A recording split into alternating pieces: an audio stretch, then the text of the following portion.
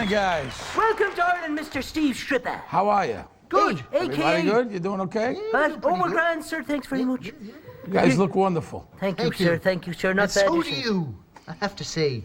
Isn't it great having your man from the telly in our kitchen? Look, it's Bobby Bacala from the biggest TV show ever, The Sopranos. That's right. In our kitchen.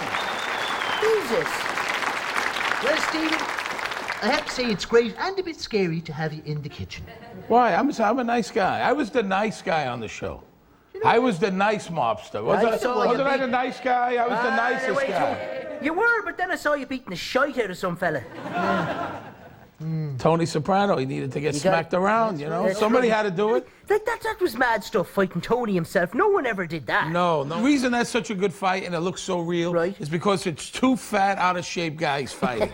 That's a real fight, right? Yeah. Not like a Steven Seagal or a Chuck Norris. This is how fat, out-of-shape guys fight. They pull, they tug, they pull each other's hair. We kind of heard that he's a bit of a pain in the ass, as you American fellas would be saying. Really? No. He's a good do you guy. not get any real digs Come on, in just there? a quick real one, punches right into his face. Go on, yeah, Gandolfini, you earned so much. No. What happened was, the headbutt is real. Oh, no. But it was an accident. You know, he zigged, I zagged, and boom. See what he did there? Done his research. And I hit him, and he went down like a 300-pound tree. And I just prayed that he didn't get up and beat me up for real. Right. Because he's a big guy. Now, you're a proper Italian-American, right? Born in Bensonhurst, Brooklyn. Correct. What was it like growing up there now? You know, it's mostly all Italian. It was at the time, you know. You know, everybody kind of knew each other. Even though it's a big neighborhood, it was a close-knit neighborhood. Did you ever run into any Irish gangs? Like the Hairy Langers or something like that? Well, yeah, there's Irish gangs. The Westies. The Westies are one of the most notorious Irish gangs in all of New York City. That's right, God. But I get along good with everybody, you know. All right. Well, I'm only an actor. I'm not a gangster in real life. Oh, we sometimes forget that, I suppose. We do. So, how does the entertainment manager of the Riviera Hotel in Vegas get a starring role in the biggest TV drama series ever? You know, I started acting. I was running a comedy club there, and I started acting. Little roles, one line here, two lines there, little bit parts. And, you know, I went to New York for a wedding. I auditioned. I asked my agent to get me an audition. Right.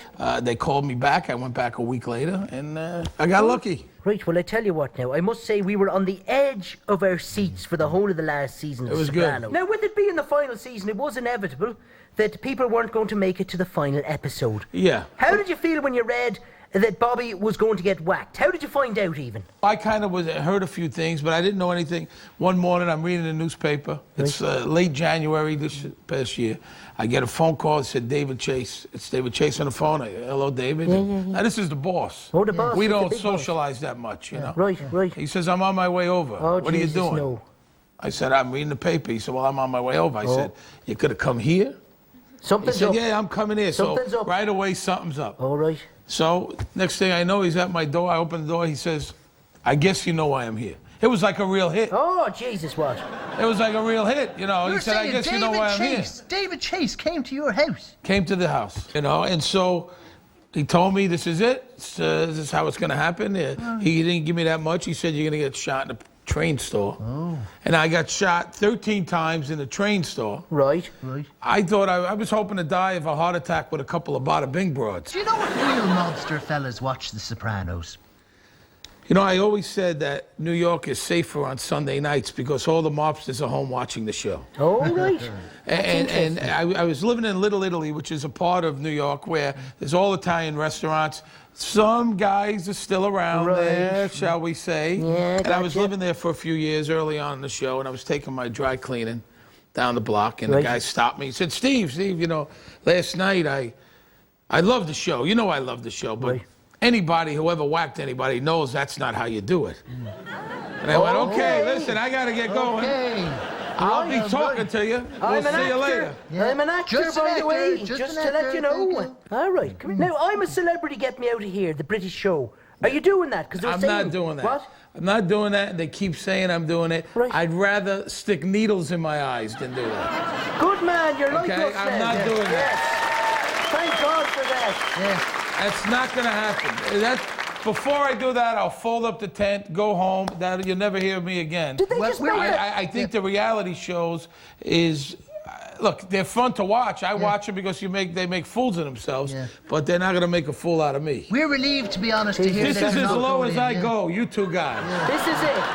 Yeah. And I mean wouldn't that go with any all lower. due respect. All right, yeah, no, I wouldn't go any lower than this. And I mean that with all due respect. Yeah, I wouldn't go any lower than this. It's a good benchmark. This is it. This is the bottom.